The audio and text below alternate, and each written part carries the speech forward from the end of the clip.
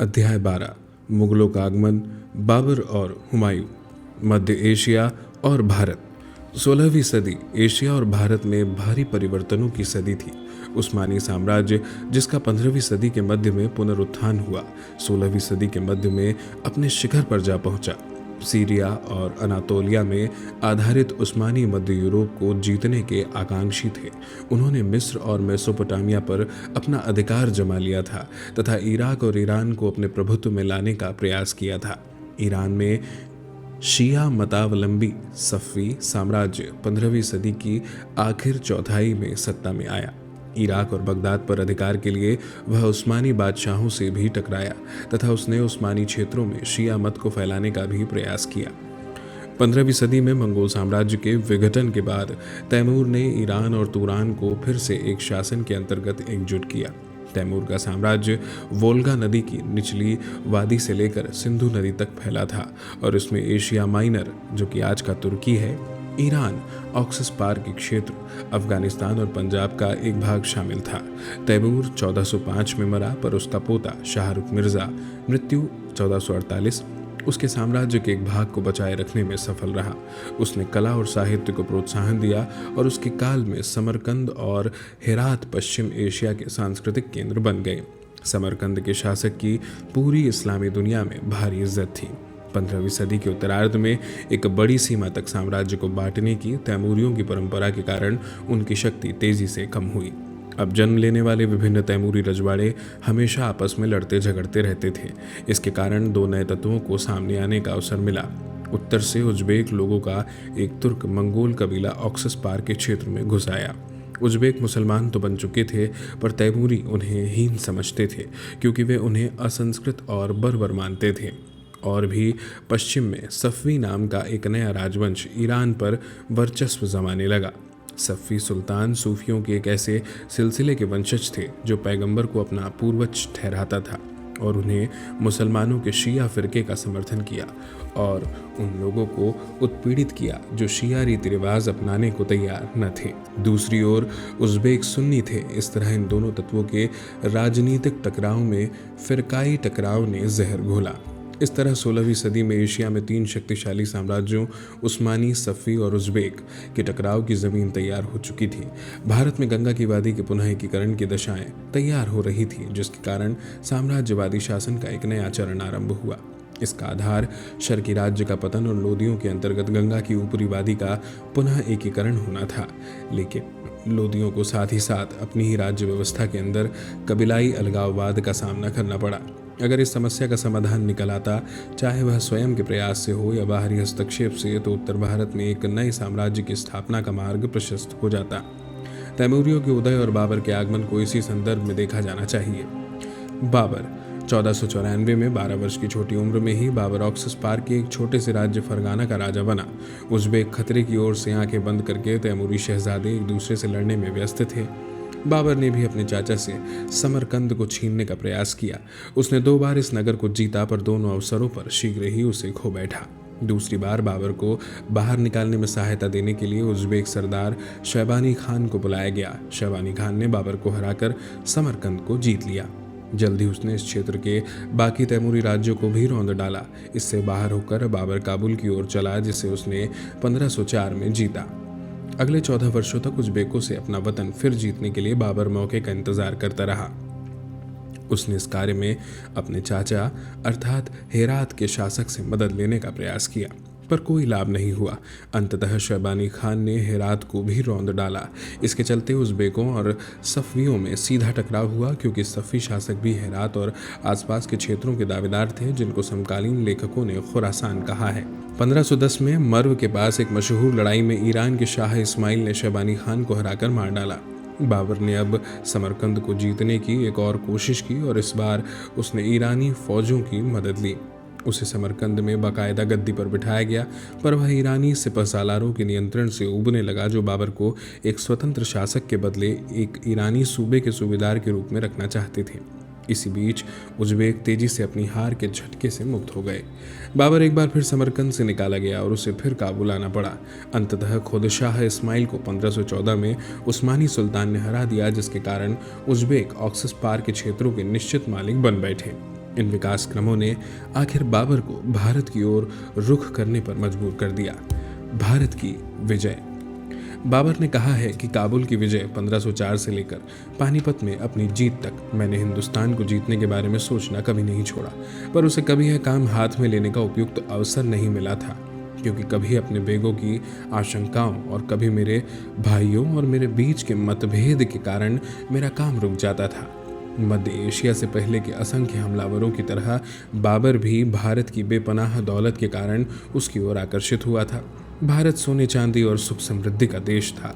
बाबर का पूर्वज तैमूर भारत से अपने साथ न केवल भारी खजाना और अनेक कुशल दस्तकार ले गया था, जिन्होंने उसे अपने एशिया साम्राज्य को मजबूत बनाने और उसकी राजधानी को सुंदर बनाने में सहयोग दिया था। उसने पंजाब के कुछ क्षेत्रों पर भी कब्जा कर लिया था, जो तैमूर के उत्तराधिकारियों के अधीन कई पीढ़ियों तक रहे। बाबर ने जब अफगानिस्तान को जीता तो उसे लगा कि वह इन क्षेत्रों का वाजिब हकदार है। पंजाब के परगनों की बाबर की लालसा का एक और कारण काबुल की मामूली आय थी। इतिहासकार अबुल फजल कहते हैं, उसका यानी बाबर का शासन बदख्शां, कंधार और काबुल पर था, जिनसे फौज की ज़रूरतों के लिए पर्याप्त आय मिलती थी। वास्तव में कुछ सरहदी इलाकों में सेना और प्रशासन पर नियंत्रण का खर्च आमदनी से भी अधिक था। इन मामूली संसाधनों के बल पर बाबर अपने बेगों और रिश्तेदारों को पर्याय सुख सुविधा नहीं दे सकता था। उसे काबुल पर उज्बेक हमले की भी आशंका थी तथा वह भारत को शरण के लिए एक अच्छा स्थान और उज्बेकों के खिलाफ कार्रवाई करने का उपयुक्त आधार मानता था। उत्तर पश्चिम भारत की राजनीतिक स्थिति भारत में बाबर के प्रवेश के लिए उपयुक्त थी। 1517 में सिकंदर लोदी की मृत्यु हो चुकी थी और इब्राहिम लोदी तख्त पर बैठा था। एक शक्तिशाली केंद्रीकृत साम्राज्य बनाने के लिए इब्राहिम के प्रयासों ने अफगान सरदारों को चौकन्ना कर दिया था और राजपूतों को भी। सबसे शक्तिशाली अफगान सरदार पंजाब का सूबेदार दौलत खान लोदी था, जो लगभग एक स्वतंत्र शासक था।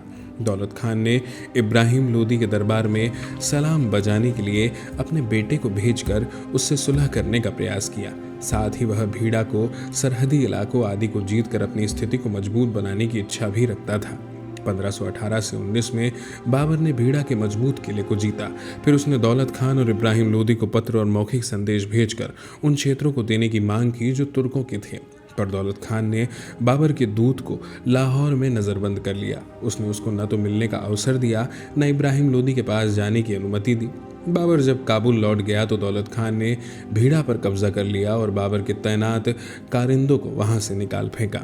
1520 से 21 में बाबर ने फिर एक बार सिंधु नदी को पार किया तथा आसानी से भीड़ा और सियालकोट पर कब्जा कर लिया, जो हिंदुस्तान के दो द्वार थे। लाहौर भी उसकी झोली में आ गिरा। कंदहार से बगावत की खबर न आई होती तो वह और आगे बढ़ा होता। उसने कदम पीछे खींच लिए तथा 1.5 साल की घेराबंदी के बाद कंदहार पर अधिकार कर लिया। इस तरह निश्चिंत होकर बाबर फिर एक बार भारत की ओर ध्यान देने की स्थिति में आ गया। लगभग यही समय था जब दौलत खान लोदी का एक प्रतिनिधिमंडल बाबर से मिला, जिसका नेतृत्व उसका बेटा दिलावर खान कर रहा था। उन्होंने बाबर को भारत आने का निमंत्रण दिया और सुझाया कि वह इब्राहिम लोदी को अपदस्थ करें, क्योंकि वह निरंकुश था और उसको अपने अमीरों का समर्थन प्राप्त नहीं था। लगता है कि इसी समय राणा सांगा का एक संदेशवाहक भी बाबर को भारत पर आक्रमण का निमंत्रण देने के लिए पहुंचा। इन प्रतिनिधिमंडलों ने बाबर को विश्वास दिला दिया कि स्वयं भारत न सही पूरे पंजाब की विजय का अवसर आ चुका है। 1525 में बाबर जब पेशावर में था, उसे समाचार मिला कि दौलत खान लोदी ने फिर पाला बदल लिया है। उसने 30,000 से 40,000 की सेना जमा कर ली थी, सियालकोट से बाबर के आदमियों को निकाल फेंका था और लाहौर पर चढ़ा आ रहा था। बाबर के करीब आने पर दौलत खान की सेना तितर बितर हो गई। दौलत खान ने समर्पण कर दिया और क्षमादान पाया। इस तरह सिंध पार करने के 3 सप्ताह के अंदर बाबर पंजाब का स्वामी बन बैठा। पानीपत की लड़ाई 20 अप्रैल 1526। दिल्ली के सुल्तान इब्राहिम लोदी से बाबर का टकराव अपरिहार्य हो गया और दिल्ली की ओर कूच करके बाबर ने इसकी तैयारी की। बाबर से इब्राहिम लोदी का सामना पानीपत में हुआ। उसके पास 1 लाख सैनिक और 1000 हाथी थे। चूंकि भारतीय सेनाओं में आमतौर पर चाकरों के बड़े बड़े झुंड होते थे, इसलिए इब्राहिम लोदी की तरफ लड़ने वालों की संख्या इससे बहुत कम रही होगी। बाबर ने 12,000 लोगों के साथ सिंधु नदी को पार किया था, लेकिन भारत में स्थिति उसकी सेना के कारण और पंजाब में बाबर के हाथ मिलाने वाले हिंदुस्तानी कुलीनों और सैनिकों की बड़ी संख्या के कारण उसकी कतार बढ़ी। तो भी बाबर की सेना संख्या में कम थी। बाबर ने अपनी स्थिति को मजबूत करने के लिए सेना के एक भाग को तो पानीपत नगर में टिकाया, जहां बहुत से मकान थे, और दूसरे भाग को पेड़ों की डालियों और टहनियों से भरी एक खाई के जरिए सुरक्षा प्रदान की। सामने की ओर उसने गाड़ियों की एक बड़ी संख्या को आपस में बांध दिया और वे एक प्रतिरक्षक दीवार का काम करने लगी। दो गाड़ियों के बीच वक्ष भीतियां यानी ब्रेस्ट वर्क्स बनाई गईं, जिन पर सैनिक अपनी बंदूकें टिकाकर गोली चला सकते थे। बाबर ने इस तरीके को उस्मानी यानी रूमी तरीका कहा है, क्योंकि ईरान के शाह इस्माइल के खिलाफ अपनी मशहूर जंग में उस्मानियों ने इसका प्रयोग किया था। बाबर ने उस्ताद अली और मुस्तफ़ा नामक दो उस्मानी उस्ताद तोपचियों की सेवा भी ली। बारूद का इस्तेमाल भारत में धीरे धीरे बढ़ रहा था। बाबर का कहना है कि किला भीड़ा पर हमले के लिए उसने सबसे पहले इसका प्रयोग किया था। लगता है कि भारत में बारूद का ज्ञान तो था, पर उत्तर भारत में बाबर के आगमन के बाद ही तोपों में इसका आम इस्तेमाल शुरू हुआ। बाबर की ठोस प्रतिरक्षा प्रणाली का ज्ञान इब्राहिम लोदी को नहीं था। लगता है उसे यह आशा थी कि बाबर गतिशील शैली में युद्ध लड़ेगा, जो मध्य एशिया वालों के लिए आम थी। तेजी से वे आगे बढ़े और जरूरत पड़ी तो पीछे हट गए। 7 या 8 दिनों की झड़पों के बाद इब्राहिम लोदी की फौजें विनाशकारी युद्ध के लिए बाहर निकली। बाबर की शक्तिशाली स्थिति को देखकर वे हिचकिचाने लगे। अभी इब्राहिम अपनी सेना को पुनर्गठित कर रहा था कि बाबर की सेना के दोनों बाहरी छोर मुड़े और उन्होंने पार्श्व और पीछे से इब्राहिम की सेनाओं पर आक्रमण किया। बाबर के तोपचियों ने सामने से अपनी तोपों का अच्छा उपयोग किया, लेकिन बाबर अपनी विजय का श्रेय एक बड़ी सीमा तक अपने तीरंदाजों को देता है। अजीब बात यह है कि वह इब्राहिम के हाथियों का कम ही जिक्र करता है। लगता है कि इब्राहिम को उनके उपयोग का अवसर नहीं मिला। इन शुरुआती धक्कों के बावजूद इब्राहिम की सेना बहादुरी से लड़ी। लड़ाई 2 या 3 घंटों तक जारी रही। इब्राहिम लोदी अंत तक लड़ा और 5 से 6 हज़ार सैनिक उसके इर्द गिर्द रहे। अनुमान है कि इस लड़ाई में उसके अलावा उसके 15,000 से अधिक सैनिक मारे गए। पानीपत की लड़ाई को भारतीय इतिहास की निर्णायक लड़ाइयों में से एक माना जाता है। इस लड़ाई ने लोदी सत्ता की कमर तोड़ दी तथा दिल्ली और आगरा तक का पूरा क्षेत्र बाबर के अधीन कर दिया। आगरा में इब्राहिम लोदी के जमा किए हुए खजाने ने बाबर की वित्तीय कठिनाइयों को कम किया। अब जौनपुर तक का समृद्ध क्षेत्र बाबर के सामने खाली पड़ा था, लेकिन बाबर को इस क्षेत्र पर अपनी पकड़ मजबूत करने से पहले 2 सख्त लड़ाइयाँ लड़नी पड़ी। एक तो मेवाड़ के राणा सांगा के खिलाफ और दूसरी पूर्वी अफगानों के खिलाफ। इस दृष्टि से देखें तो राजनीति के क्षेत्र में पानीपत की लड़ाई उतनी निर्णायक नहीं थी जितनी कही जाती है। उसका वास्तविक महत्व इस तथ्य में है कि उसने उत्तर भारत में वर्चस्व के संघर्ष का एक नया चरण आरंभ किया। पानीपत की विजय के बाद बाबर के सामने अनेक कठिनाइयां आई। वे भारत में एक लंबी मुहिम के लिए तैयार न थे। गर्मी का मौसम शुरू होने के साथ उनकी चिंताएं बढ़ गई। वे अपने घरों से दूर एक अजनबी और दुश्मन के क्षेत्र में थे। बाबर कहता है कि भारत के लोगों ने उल्लेखनीय शत्रुता का प्रदर्शन किया और मुगल सेनाओं के पास आने पर वे गांव छोड़कर भाग जाते थे। जाहिर है कि तैमूर ने नगरों और गांवों को जिस तरह लूटा और तबाह किया था, उसकी यादें अभी भी उनके दिमाग में बनी हुई थी। बाबर जानता था कि केवल भारतीय संसाधनों के बल पर ही चलकर वह एक मजबूत साम्राज्य बना सकेगा और अपने बेगों को संतुष्ट कर सकेगा। अपनी तुजुक में वह लिखता है, नहीं, हमारे लिए काबुल की गरीबी फिर नहीं। इस तरह उसने एक पक्का रुख अपनाया, भारत में अपने ठहरने के इरादे का ऐलान किया और अपने अनेक बेगों को जो काबुल वापस जाना चाहते थे इसकी इजाज़त दे दी। इसके माहौल फौरन साफ हो गया, पर इससे राणा सांगा की दुश्मनी भी मोल लेनी पड़ी, जिसने बाबर के साथ निपटारे की तैयारियां शुरू कर दी। खानवा की लड़ाई। पूर्वी राजस्थान और मालवा पर वर्चस्व के लिए राणा सांगा और इब्राहिम लोदी के बढ़ते टकराव का उल्लेख किया जा चुका है। मालवा के महमूद खलजी को हराने के बाद राणा का प्रभाव क्षेत्र धीरे धीरे आगरा के पड़ोस की एक छोटी सी नदी पीलिया खार तक बढ़ चुका था। सिंधु गंगा वादी में बाबर के साम्राज्य की स्थापना राणा सांगा के लिए चुनौती थी, इसलिए सांगा ने बाबर को निकाल बाहर करने या कम से कम पंजाब तक सीमित कर देने की तैयारी शुरू कर दी। बाबर ने राणा सांगा पर समझौता तोड़ने का आरोप लगाया है। वह कहता है कि उसे सांगा ने भारत बुलाया था और इब्राहिम लोदी के खिलाफ उसका साथ देने का वादा किया था, पर जब वह बाबर दिल्ली और आगरा जीतना चाहता था तो उसने सांगा के कोई कोशिश नहीं की। सांगा ने ठीक ठीक क्या वादा किया था हमें नहीं पता। हो सकता है उसे युद्ध का लंबा खींचने की आशा रही हो, जिसके दौरान वह सांगा अपने मनचाहे क्षेत्रों पर कब्जा कर सके। या हो सकता है कि उसे यह आशा रही हो कि तैमूर की तरह बाबर भी दिल्ली को लूटने और लोदियों को कमज़ोर करने के बाद वापस चला जाएगा। बाबर के भारत में ठहरने के फैसले ने स्थिति को पूरी तरह बदल कर दिया। इब्राहिम लोदी के छोटे भाई महमूद लोदी समेत अनेक अफगानों ने राणा सांगा का साथ इस आशा में दिया कि यदि सांगा जीत जाता है तो उन्हें दिल्ली का तख्त वापस मिल जाएगा। मेवात के शासक हसन खान मेवाती ने भी सांगा के साथ अपना भाग्य नत्थी कर दिया। लगभग सभी प्रमुख राजपूत शासकों ने राणा सांगा के लिए अपने दस्ते भेजे। राणा सांगा की प्रतिष्ठा तथा बयाना जैसी कुछ बाहरी मुगल चौकियों के खिलाफ उसकी आरंभिक सफलता ने बाबर के सैनिकों को हतोत्साहित कर दिया। उन्हें तैयार करने के लिए बाबर ने सांगा विरोधी जंग को एक जिहाद करार दे दिया। युद्ध से ठीक पहले उसने शराब की तमाम बोतलों और घड़ों को यह दिखाने के लिए तोड़ दिया कि वह कितना पक्का मुसलमान था। उसने अपनी पूरी सल्तनत में शराब की खरीद बिक्री पर रोक लगा दी तथा मुसलमानों पर सीमा शुल्क समाप्त कर दिया। सावधानी से एक स्थान चुनकर बाबर ने आगरा से कोई 40 किलोमीटर दूर खानवा को अपना ठिकाना बनाया। यहाँ भी उसने पानीपत की तरह बाहरी प्रतिरक्षा के रूप में अनेक गाड़ियों को आपस में बांधा और दोहरी सुरक्षा के लिए सामने खाई खुदवा दी। प्रतिरक्षा में बंदूकचियों ने गोली चलाने और पहियादार तिपाहियों के पीछे पीछे बढ़ने के लिए स्थान खाली छोड़ गए थे। खानवा की लड़ाई 1527 बहुत भयानक रही। बाबर के अनुसार सांगा की फौज 2 लाख से ऊपर थी। इनमें 10,000 अफगान सवार थे तथा हसन खान मेवाती ने भी इतनी ही सेना भेजी थी। हमेशा की तरह इन आंकड़ों में भी अतिशयोक्ति संभव है। हालांकि बाबरी सेना की संख्या निश्चित ही कम थी। सांगा ने बाबर को दाएं बाजू पर भयानक हमले किए और लगभग काट ही डाला, पर मुगल तोपों ने राणा की सेना का भारी नरसंहार किया और धीरे धीरे सांगा की सेना पीछे धकेल दी गई।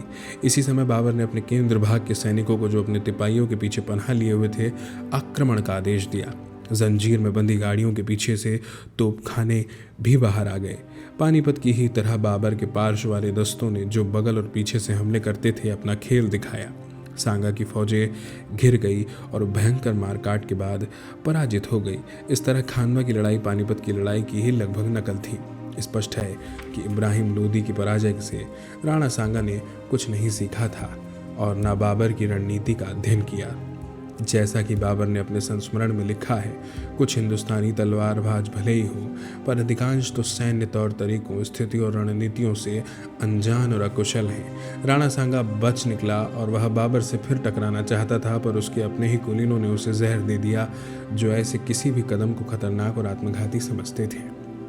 इस तरह राजस्थान के सबसे शूरवीर योद्धा की मृत्यु हो गई। सांगा की मौत से आगरा तक फैले एकीकृत राजस्थान के सपने को गहरा धक्का लगा। खानवा की लड़ाई ने दिल्ली आगरा क्षेत्र में बाबर की स्थिति को सुरक्षित बना दिया। आगरा के पूरब में ग्वालियर, धौलपुर आदि किलों की एक श्रृंखला को जीतकर बाबर ने अपनी स्थिति को और मजबूत बनाया। उसने हसन खान मेवाती से अलवर का एक बहुत बड़ा हिस्सा छीन लिया। फिर उसने मालवा में चंदेरी के मेदिनी राय के खिलाफ एक अभियान चलाया। राजपूत प्रतिरक्षक जब एक एक करके कट मरे और उनकी स्त्रियों ने जौहर के द्वारा अपना जीवन समाप्त कर दिया, तो चंदेरी पर भी उसका अधिकार हो गया। पूर्वी उत्तर प्रदेश में अफगानों की बढ़ती सरगर्मियों की खबर सुनकर बाबर को इस क्षेत्र में अपने अभियानों की योजना को ठप करना पड़ा।